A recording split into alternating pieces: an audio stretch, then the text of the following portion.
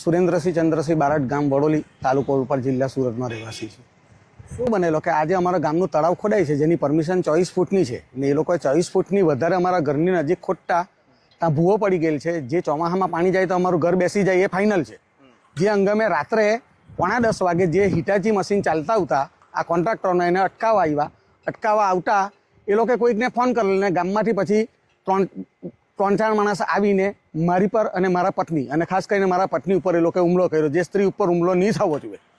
મારા પત્નીને લાત મારી, થપ્પડ મારી, નીચે ફેંકી દીધા, તો એ બરાબર નહીં કહેવાય। બીજી એક વાત છે કે જે 3 વ્યક્તિઓએ હુમલો કર્યો આ હુમલાના જવાબદાર છે, નથી એ લોકો પંચાયતમાં, નથી એ લોકો પંચાયતના સભ્ય, નથી સરપંચ, નથી ઉપસરપંચ, તો એ કયા આધાર ઉપર આવીને મારી ગયા?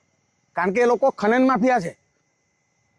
એટલે આ અંગે અમે કિમ પોલીસ સ્ટેશનમાં FIR કરાવી દીધેલ છે, એક્શન લેવાય છે, સ્થળ તપાસ થઈ છે અને બધું, અને અમને પોલીસ ખાતાનો ખૂબ સારો સહયોગ છે।